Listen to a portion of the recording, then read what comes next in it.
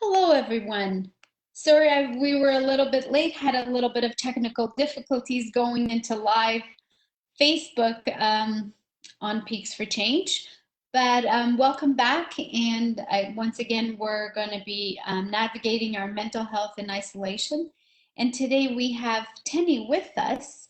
I know that some of you had seen that it was going to be Rachel in some of our posts, but Rachel fell under the weather, and Tenny so graciously and very last minute volunteered to come and be with us today and guide us through today. So, Tenny, without further ado, thank you, and the floor is all yours. Thank you so much for the introduction. Um, yeah, and unfortunately, Rachel couldn't be here today. She's battling a migraine from all the weather fluctuations. So hopefully she's up and running again soon. But in the meantime, thanks for letting me be a part of this. I just want to provide a little info about me to begin with. So my name's Tenny Keshishian. I'm a registered psychotherapist qualifying, and I'm a part of the team at Georgetown Counselling Center in the Halton region. In terms of my background, my educational background, I have an honors Bachelor of Science from the University of Toronto with a background in psychology, criminology, and sociology. And I did my Master's of Counseling Psychology through Yorkville University. So in terms of work experience, I've been a part of Georgetown Counselling Center for about a year, a little over a year, actually. And prior to that, I was working in crisis intervention. So today we're going to talk a bit about how to cope with these trying times, these uncertain times during a pandemic. So I have a really brief presentation with just some strategies and some tips that we can utilize. And then we'll open the floor to some questions, I believe. Emma, if you could please go to the next slide.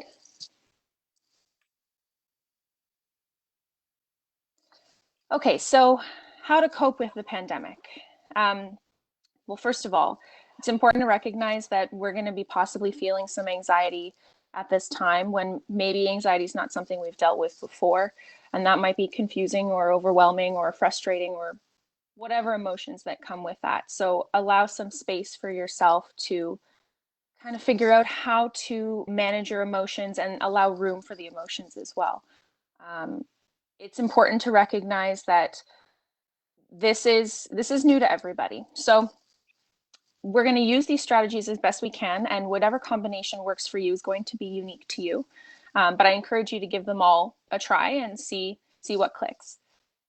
So first on the list there is to limit screen time and news exposure. This is pretty important for a few reasons. News exposure, first of all, drama sells. So on the news, on media platforms, they're going to talk about the more dramatic, the scarier stuff a little more frequently.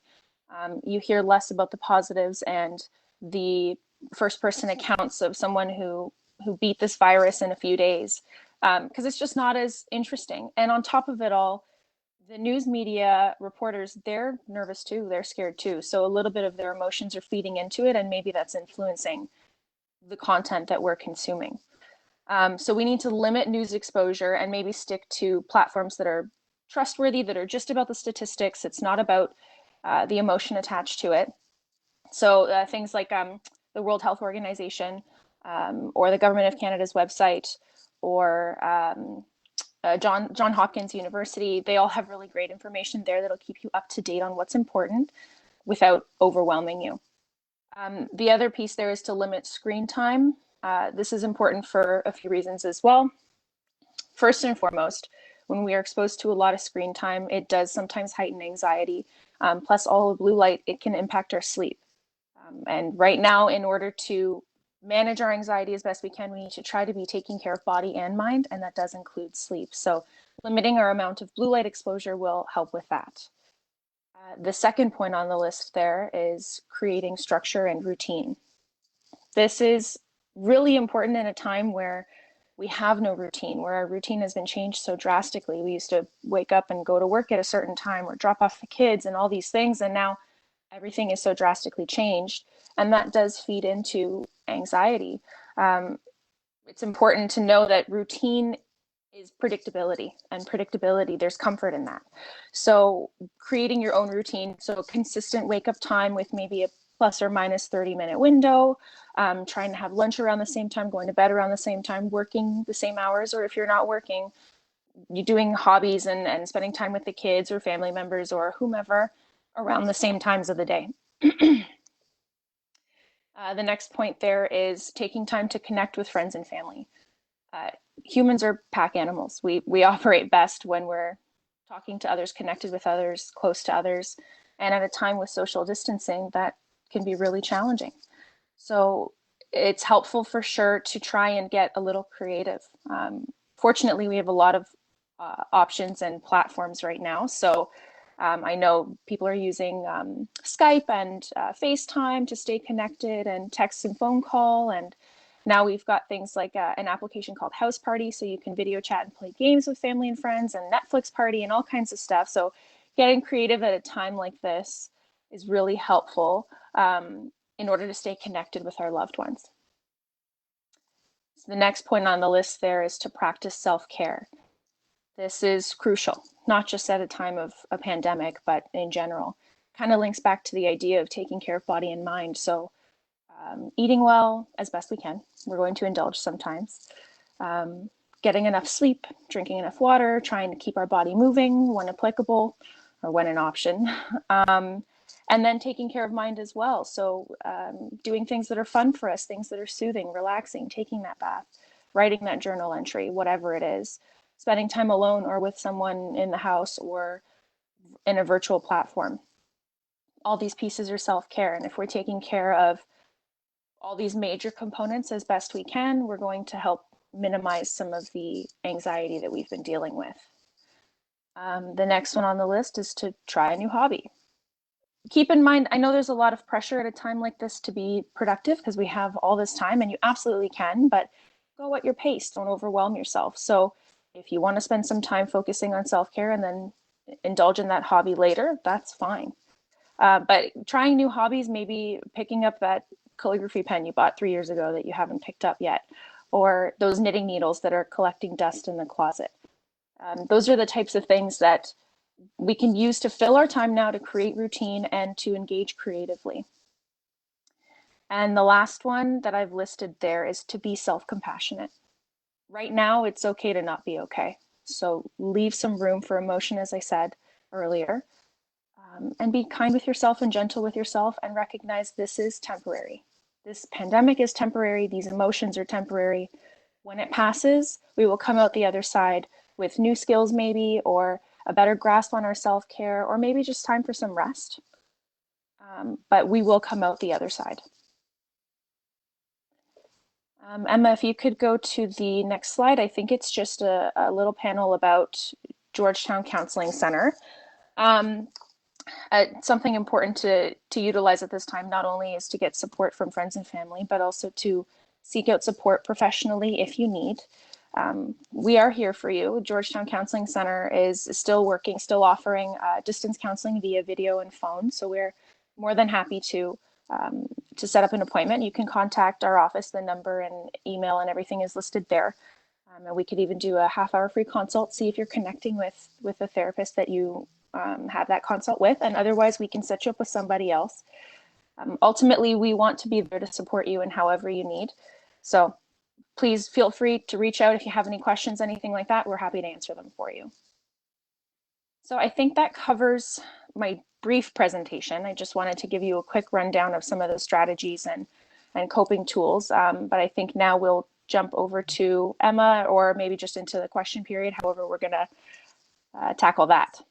Thanks, Tenny. This is wonderful. And yes, about hobbies, of trying a new hobby, as you had mentioned, is Jessika, towards the end for the last 10 minutes, will jump in and show us some more new ways of coping through art therapy. And she had already three posts, I guess, last week. And so she'll give us some more ideas about that.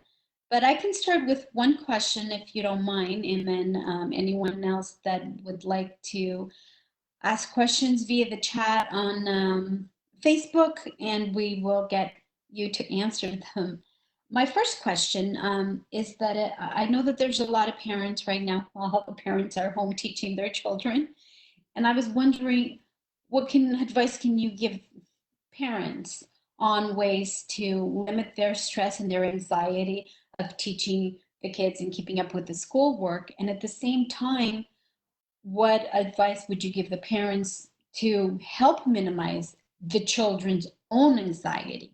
Because children are feeling very anxious right now. They're not going to school and see their friends. They have all this work the mom and dad are trying to teach. They're not seeing their teacher. It's a new way, it's a new routine for them. Right, for sure. That's a really good question.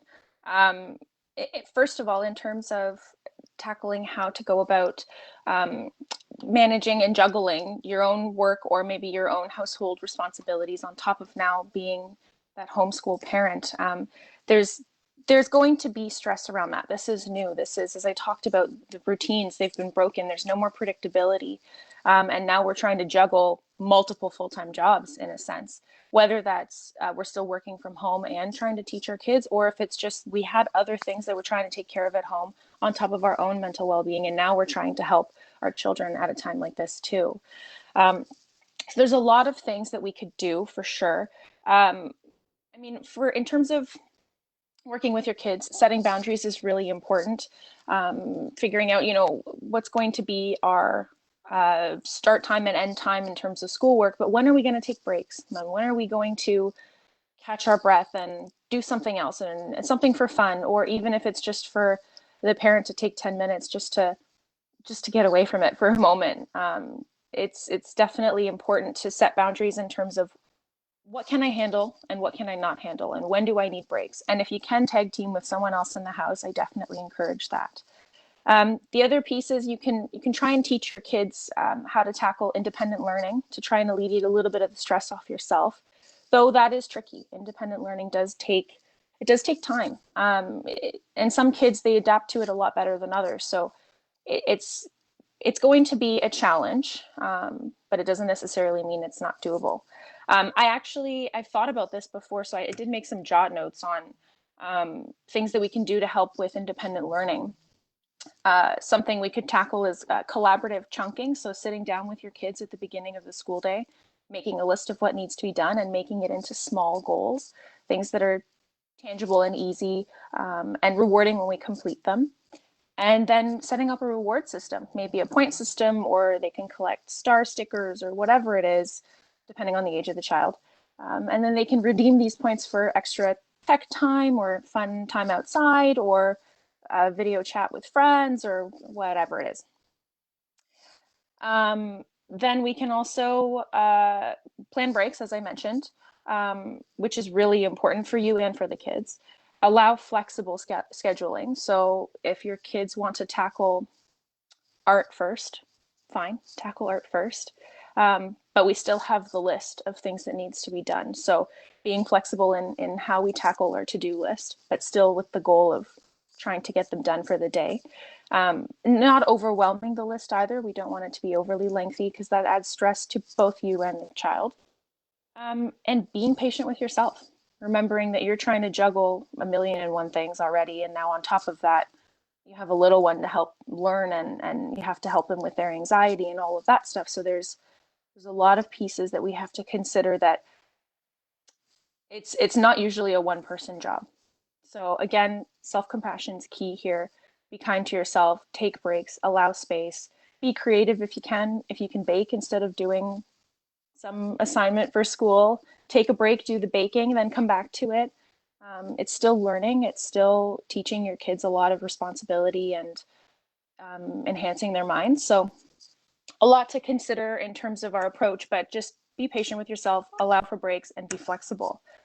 In terms of addressing your child's anxiety around COVID, first of all, start with informing yourself. Make sure you know the relevant information. Only stick to the relevant information. So the statistics and good hygiene practice and what needs to be done for social distancing, that sort of thing. And share those with your children if they have questions. But based on what's relevant to them, what do they have control over? They don't need to know about, the numbers of the people in the world who died from this or who are recovering from it or coming from the other side or whatever it is. They don't need to know that. They need to know, there's a virus right now and this is new. We're figuring it out, but the government's doing a lot to take care of us. We're doing a lot to take care of you. Working as a team, and this is what we need you to do. So wash your hands, making sure that you're not going to talk to any friends close up, that kind of thing. Maintain routine as well. We talked about that earlier as a strategy for yourself, but it is helpful for the kids too. Again, routine's predictable. So if kids can stick to as much predictability as possible, there's comfort in that.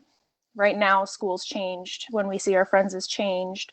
The fun that we get to have during recess, that's all gone. So make your own little mini recesses if that applies to your life, or maintain your learning hours with a semi-consistent schedule. I know sometimes the day can be thrown for a loop because of whatever happens, but try to maintain consistency as best you can. And validate their feelings when they talk to you about their fears or anxieties, and encourage them to come talk to you before trying to do research themselves or talking to other people asking questions about COVID. This way you not only are sharing the relevant information that's appropriate for their age and offering reassurance, but you can also ensure that they're getting the right information, and you can talk about the positives as well. The people who have come out the other side, or the environmental impact and how there's dolphins and canals in Italy that we haven't seen in a long time and things like that. And also being honest, telling your kids, I don't know the answer to that. I'll find out for you and I'll let you know. Or, that's not something we have to worry about because we don't have control over that. So maybe we'll focus on these things. Use your strategies collaboratively, be honest with the kids, validate their feelings. All these pieces work together to help them through this. I hope that covered everything in the question. That was a long, drawn out answer.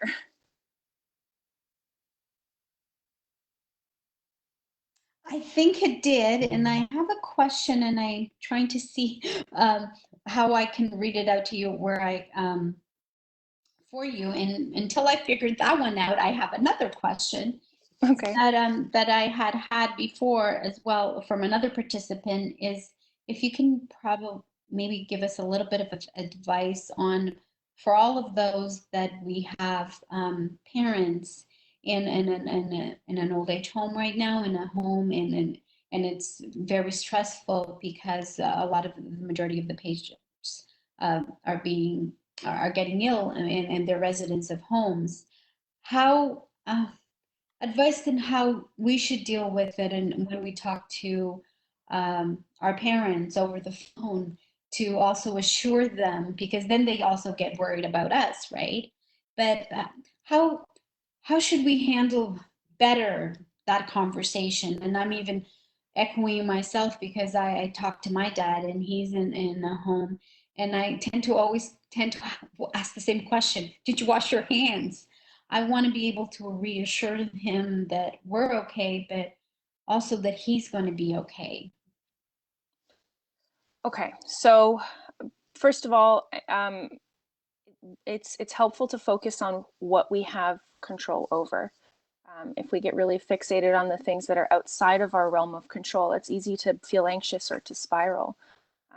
So being mindful, being as present as possible on the right now. So when you're talking to your dad, or when anyone is talking to their parent in a home, you can provide reassurances in terms of, the positives that are happening and the efforts that, the community is making and the government is making and all those things. But also, I would encourage you not to fixate on COVID talk.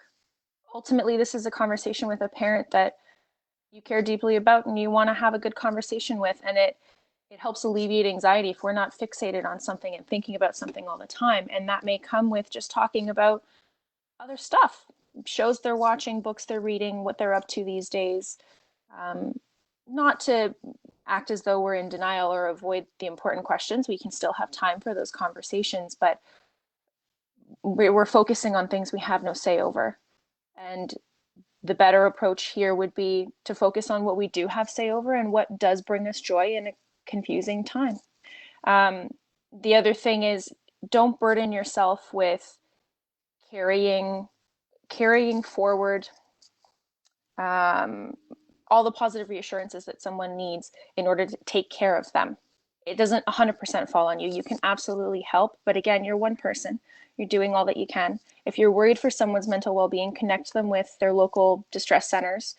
I know here in the Greater Toronto area, there's a lot of them. There's some for the GTA, for Halton, for Peel, but they're all over the place. Calgary has it, Vancouver has it. If you just Google your local distress center, you'll find the relevant contact information.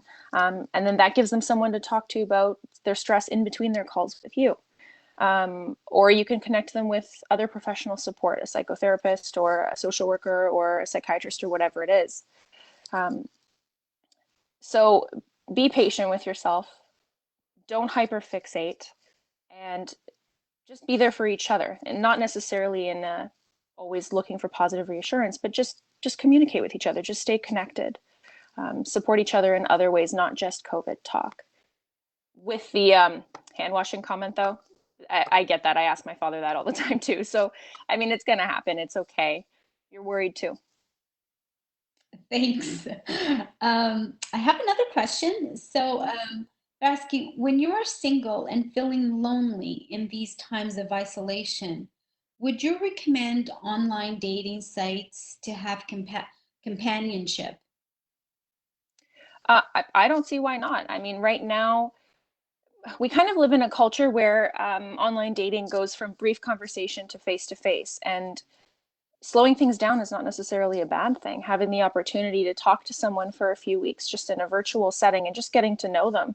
There's no strings attached. It's conversation. Even if you're not intimately connecting with the person, you're not feeling a romantic connection.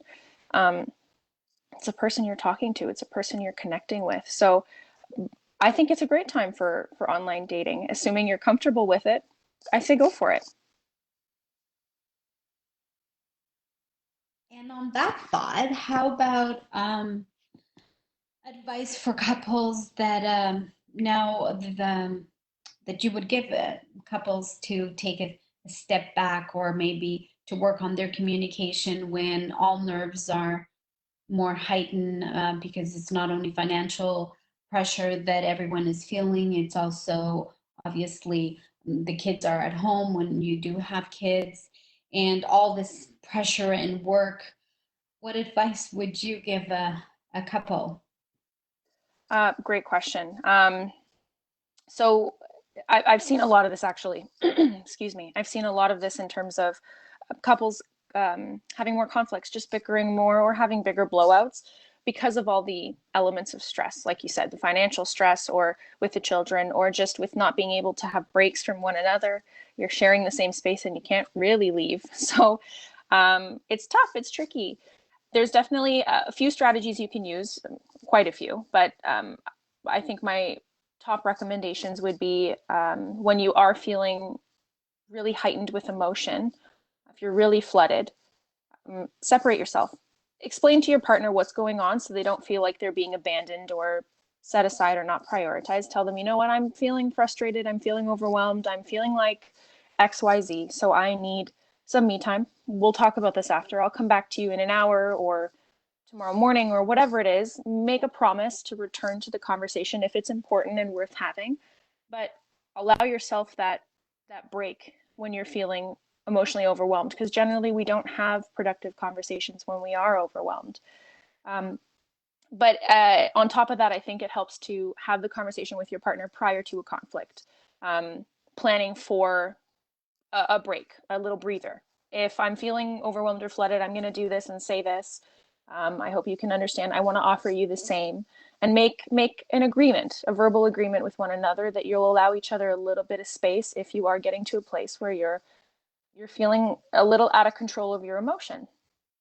Another tip is, right now you're trying to work through your own emotions about all of this and your own stress about everything. So it's hard to carry someone else's struggle and someone else's frustration and stress on top of your own. So at this time, if you're noticing that there's a lot of conflict and it's quick, you're snappy, or your partner's snappy with you, maybe try reflecting on your own emotions. Maybe take some time, sit down and journal a bit. Maybe try some self-care, see if you can balance things out that way. But again, you're around this person all the time. So being patient with yourself, you're doing ultimately the best at a difficult, uncertain time. And my final point of advice, which is arguably the most important one, avoid you language. So if right now everything is tense, everything is stressful, and if you go to your partner constantly with, you never help me, you never do this, you never do the dishes, you never help teach the kids, all these things, that's all criticism. Even if you didn't mean for it to be criticism, the you language allows your partner to become defensive and then maybe throw some you language back, and now you've got a conflict. So I'd encourage you to try your best to replace yous with I feel. You know, I'm feeling overwhelmed. I'm feeling I can't keep up with all the household chores. I'm feeling I can't keep up with the kids and their schoolwork. Can we sit down maybe and make a plan on how to tackle this together? Because this is too much for me. Because now you've disarmed all the intensity behind the comment and you've asked for help, which you're entitled to. So I think those would be my biggest recommendations in terms of managing conflict at a time like this.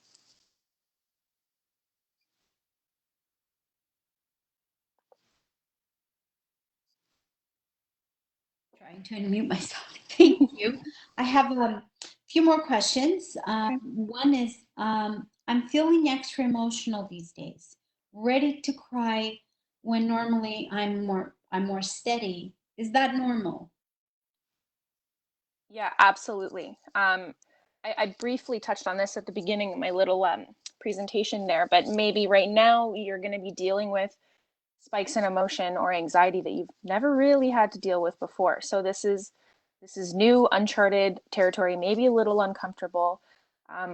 Right now, there's a lack of predictability, a lack of control, which can be very uncomfortable for a lot of people, and really heightened stress, whether it's work stress, financial stress, um, home stress, trying to maintain self-care and balance, a lot of pressure on social media from things saying like, now's your time to be productive and get your butt in gear and do this and do that and don't waste time and all these things. It's normal. There's an overwhelm of information that's going to heighten a lot of anxiety and crying and overwhelm and whatever the emotion is for you, maybe even anger. Um, it's okay. It's normal. I'd encourage you to try working through your emotions. Allow space for them. Journaling, again, highly recommend. Mindfulness practice, so meditation. There's a few meditative apps like Headspace and Calm that can help with being more present in the current moment, instead of getting ahead of ourselves and focusing on the things outside of our realm of control. But ultimately, if the tears come, let them come.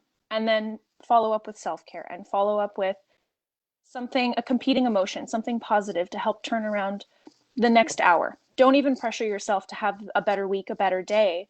Just focus on turning around the next hour. How can I do that? What will bring me a little bit of joy right now?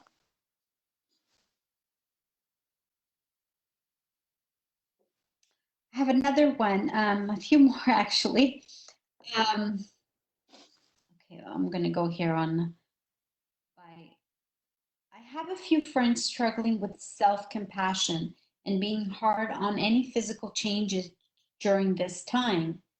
Maybe we can share some more information on how to help. Sure, yeah, how to be kinder to yourself.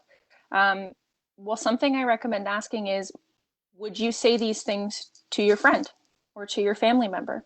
If you're talking to someone who's being really hard on themselves or beating themselves up for not juggling perfectly, how to teach the kids and how to keep up with work and how to do all of these things at once, ask yourself, would you ever beat up your friend for that?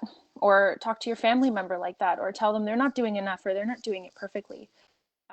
Recognizing also, or helping them recognize that perfect is not attainable. We can't have perfect. All we can do is strive for growth. And if right now our growth is hindered a lot, don't strive for big leaps and bounds. Strive for small wins.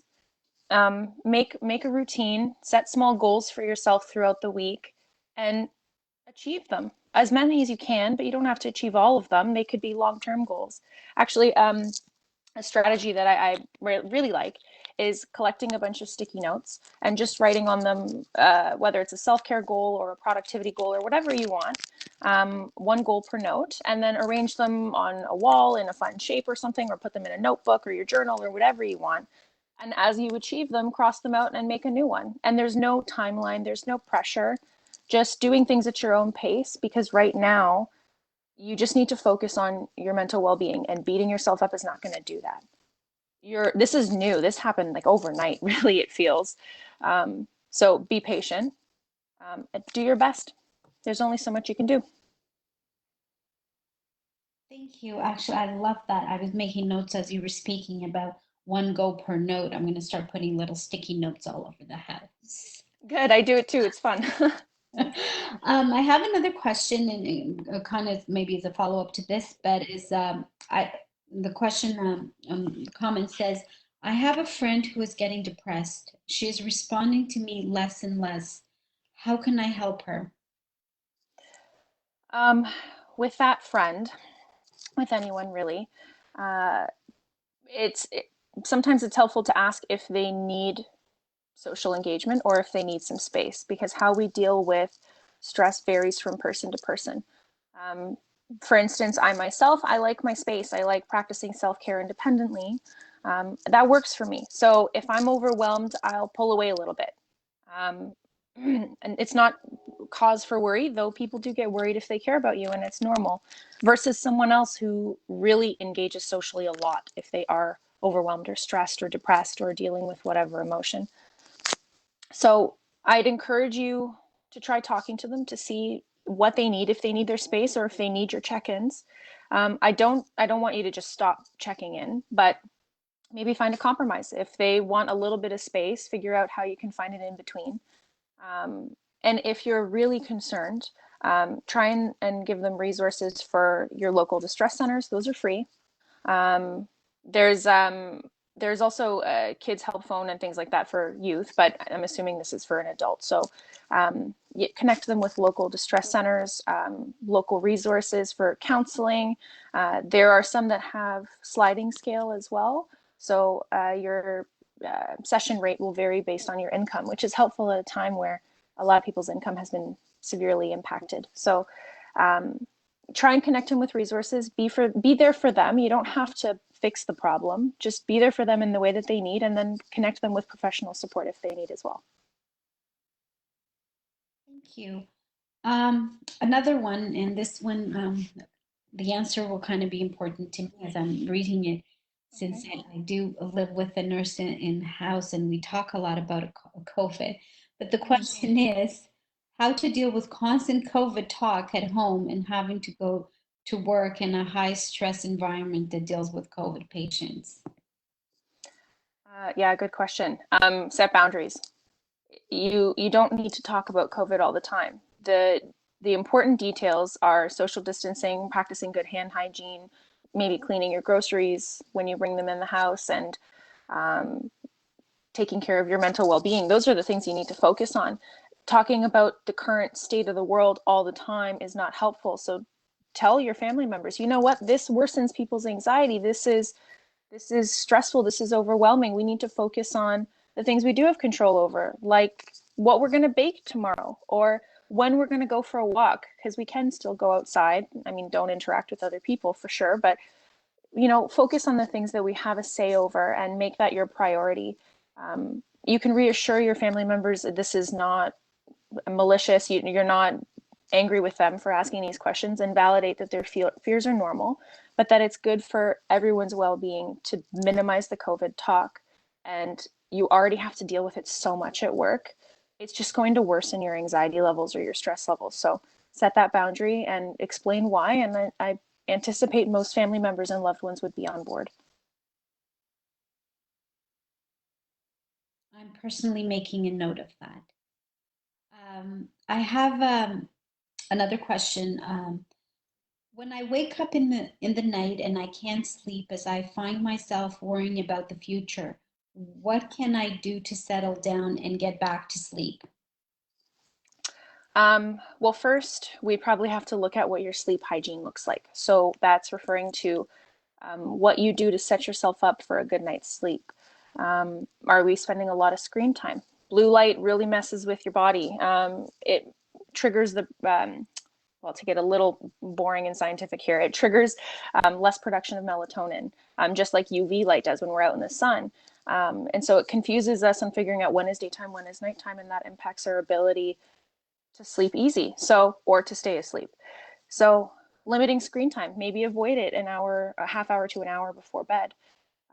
Additionally, look at how much caffeine you're drinking. Are you drinking a lot close to bed? Try to stop drinking caffeine by like noon if possible. How much alcohol are you drinking? Are you taking any drugs? That can worsen anxiety sometimes or impact our ability to sleep. Are we napping a lot throughout the day? That's going to screw up our sleep schedule too. So recognizing that we have to build up a drive to want to sleep. We have to feel fatigued when it's time for bed. In terms of being in bed late at night and not being able to sleep because of heightened anxiety, a lot of stress, overwhelm, there's a lot of just good grounding techniques you could do. There's deep breathing exercises. There's a few, which is, for instance, box breathing. So that's deep breathing in intervals of 4 seconds. So in for 4, hold for 4, out for 4, hold for 4.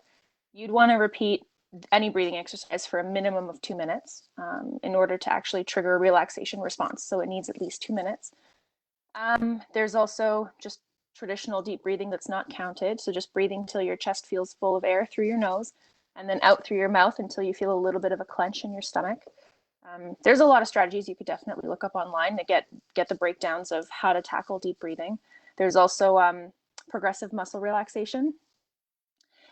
There's a lot of scripts for that online, so I'd encourage you to look that one up. But with progressive muscle relaxation, basically what you're doing is you're kind of tensing and then relaxing each of your muscle groups, and that triggers a relaxation response and a little bit of fatigue in your body, preps you for bed. So you could find scripts on how to do that. It's very easy. Meditation, again, you can use apps. There are some nighttime ones. I don't know if Headspace or Calm, those two apps, I don't know if they have nighttime ones, but that might help. And then your own positive reassurances to yourself that, you know, it's okay that I'm feeling this way. It's okay that I have this fear, but I don't have control over what's in the future. I can't predict that. It could be completely opposite to what I expected tomorrow. So reminding yourself of those things and then jumping into your grounding techniques to try and settle your nerves and get some sleep. Wonderful. We have a few more questions, and then we're coming almost to the end so that we have a little bit of space. But we still have a couple more questions from the chat. One of the questions is, for children that had normal face-to-face counseling sessions, but now do not feel comfortable with doing these sessions over the phone from home, what would you advise them to do during this time when they can't speak with their counselor? Over the phone, depending on the age, over the phone doesn't always work. I definitely encourage your child to try out video counseling. If the child's nervous, you can speak to your therapist, the counselor's or the child's therapist rather. If we can begin with video only showing the counselor so that the child can kind of get used to seeing them again and acclimatize to this new format. Video helps build and maintain that rapport and that connection. Where phone, it can, but it's not the same process with children. So I definitely encourage you to try and encourage your child to give video counseling a try, and then reassure them that, you know, when this is all done, you'll get to see them face to face again. But for now, we'll get a little creative. There are actually a lot of games and activities that can even be done through video counseling formats. So you could even connect with a child's counselor about that and see if there's anything that we could do to try and alleviate some of the discomfort around this new platform and see if that helps. Also, some counselors may want, I say some, it really depends on the counselor, but they may want the parent to stay nearby so they can help facilitate activities and games, make it more enjoyable, and that way conversation's a little more free flowing and it's not just staring at a screen because there's a parent there too. So have a conversation with your counselor, see what they recommend, and see if you can get your child to give virtual video counseling a shot.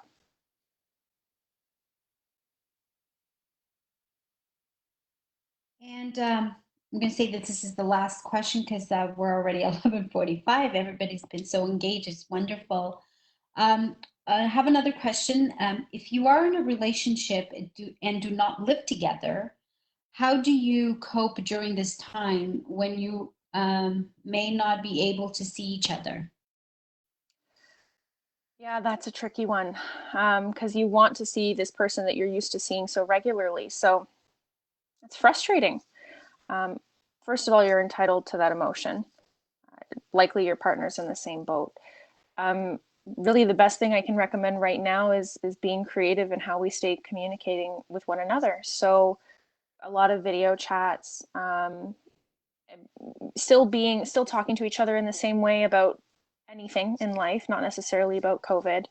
Um, Actually, encourage not talking about that, as I said earlier. But um, stay connected, video chats, Netflix parties, so you can do like movie night, date nights at a distance with your partner. Um, or you can have, depending on your age, like a wine and cheese night or something where each of you have your own little portion of wine and cheese and you video chat and try and enjoy your date nights that way.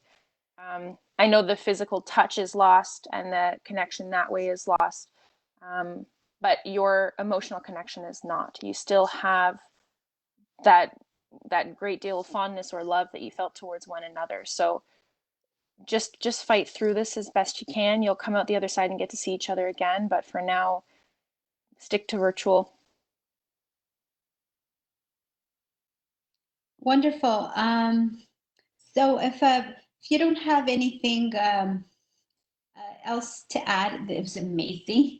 We're gonna just jump into Jessika, and she's going to give us a couple of ideas on some art therapy, and Tenny, feel free as well to jump in as well. I'm sure Jessika, she just messaged me that she's a little nervous, but she's going to be wonderful. So I'm going to give the floor to Jessika, and we'll go from there.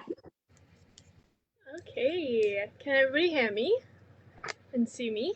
I can, and I'm assuming everyone else can, and if hopefully everybody will tell me, yeah, all good on Facebook, so we're good. Thank you. Thank you, Tenny. That was really great to listen to. I feel like questions I could relate to as well, so it was really helpful. And I think you covered a great foundation on just, you spoke a lot about staying in the present moment and being very mindful of that. And I think a lot of the art therapy directives that I've shared so far, Um, sorry, yes, I am a bit nervous. I think a lot of the art directives that I've shared so far are mostly like DBT informed art therapy directives, which are like deeply rooted in mindfulness. Um, if it was like a one on one session, we'd kind of work together and go through different things together and talk about different things. But right now, I'm just trying to share things that kind of help people stay grounded, stay present. And kind of work through anxiety. So I think today I was just going to share some more directives that can help in this moment. I think some more DBT informed, that's dialectical behavioral therapy informed art therapy directives include things like scribble drawings. So kind of release frustration and anger out on paper, and then with that scribble, you find imagery using colors. You kind of find imagery that's appearing, whether it be shapes or animals or whatever it may be for you.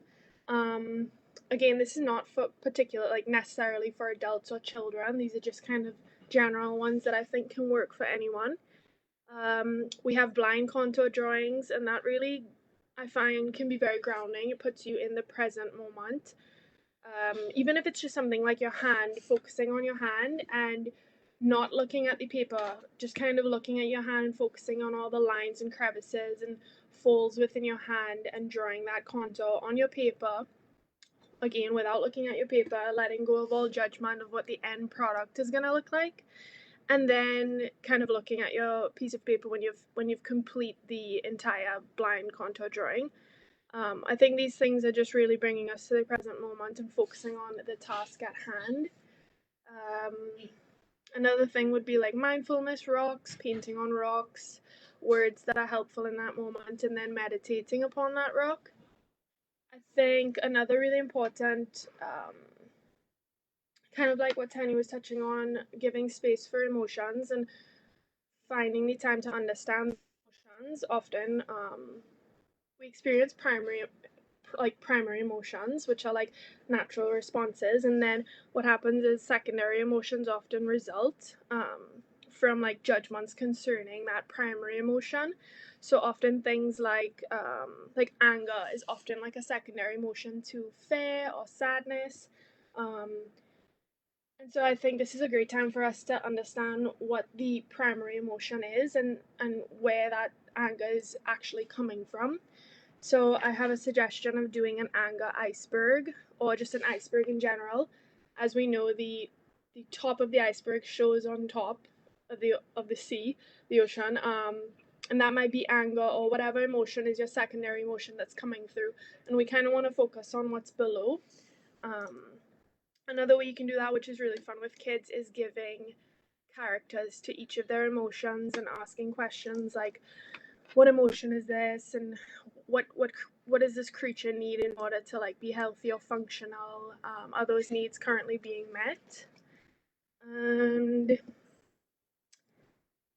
another thing to that's always just a great idea is just like themed artwork. So with focusing on themes like your purpose, and um, I recently did one on my purposes and my purpose in this moment. So I just kind of did a random collage. I'm not sure if you can see, but to improve myself, for myself, to love. Um, I did some collage here. I put, "You can't wish the flu away, but we did it together. We can attack it with patience and kindness. To nourish myself with love, with good food, with books, with art." So that's just like a themed artwork. I just kind of went around the idea of purpose, and I did a response to it. Another one would be like letting go and setting intentions. So I did 2 trees. These are the ones that I've let go of: worry, panic, anxiety, self sabotage. And I did a growing, like blossoming, blooming kind of tree with all the new intentions that I want to set for this time. One of my greatest ones would be like awareness and mindfulness. Um, with that being said, um, kind of touching on one of the questions that was asked around sleep and what helps with sleep. I have a really hard time sleeping sometimes due to my anxiety, but I've been reading a book called The Untethered Soul. It's The Journey Beyond Yourself by Michael A. Singer, and although I'm not finished, I have a way to go. He speaks a lot about being conscious of your awareness, and I find that as my thoughts start to drift late at night and I start to go down this rabbit hole, I remind myself of my awareness and what it means to be aware, and I bring myself right back to that present moment and the things that I have control over. So I suggest looking into that book, as well as one other recommendation I have. I know this isn't art therapy based, but it's called The Happy Broadcast. Um, in terms of kind of not over flooding ourselves with the news, I think The Happy Broadcast, it's on Instagram. They also have a website. They've shared a lot of just like positive, they share a lot of like positive news coming from the current situation. So I think it's like a really good thing to kind of have in your feed daily, just to kind of remind yourself the good things that are coming from this. I know I might have spoken kind of quickly. I'm more nervous than I expected to be, but if you guys have questions, you can send them through. I'd love to like chat in any way. The happy broadcast is awesome. I was writing it down. Yeah. Thank you. I have a question. So, because I started doing one of the activities you had yesterday in our little post that we were going to do, and I'm assuming that we're going to do a couple more this coming week. Yeah. So, if we wanted to share, would we be able to, like, would you be okay if people would send them to us on private message and send them to you and you would look at them? Yeah, absolutely. I would love to see anybody's artwork that they've um, like in any way that they've participated in this. I just want to remind you that you don't. This isn't like an art project. You don't need to be an artist to participate. So I want you to just like let go of any fear that these will be judged in some kind of artistic, like we're looking for the aesthetically pleasing qualities of the artwork, because that's not what it's about. I have a bachelor of fine arts, and I find that, you know, now that I'm studying art psychotherapy, I find that some of the most powerful work that I've ever made were some of the kind of less aesthetically pleasing ones. So with that in mind, just send it, and I'd love to see it. I'd love to kind of like chat about it. Um, yeah, have the opportunity to help you kind of reflect on it as well. Thank you, Jess. I know that I'm getting a lot of comments in our social media that they love hearing you speak and teaching them. So thank you. I don't think we have any other questions, and we're about 3 minutes to 12 o'clock. So this has been awesome. I just wanted to remind everyone, and I'm gonna maybe put my video on a little bit, but I wanted to, I don't know if people can see me, but I wanted to thank everybody for being here on the session, and I wanted to ask everyone that is on Facebook if this is something that everyone wants. Would you want to see it again next week? Just comment on our comments, and we'll go and look at them. If so, if there's something that you would like to see next week, what are the subjects that you would like us to talk about? I know Tenny and Georgetown Counseling Center have very generously offered to do more sessions. So what would be the topics that you would want us to talk about and touch? What would you want Jessika to teach us? Just let us know on our comments, and then keep following us in our Facebook page and in our Instagram, and we'll keep you updated on how to meet again. And if you want us to meet again, let us know how Peaks for Change can continue helping all of us navigate and deal with the stress of the times that we're living, and how better we can cope. And since we don't have any more questions, I want to thank everybody, and Jess and Tenny for being with us and providing us all this wonderful information and this wonderful session. And I wish everyone a wonderful weekend.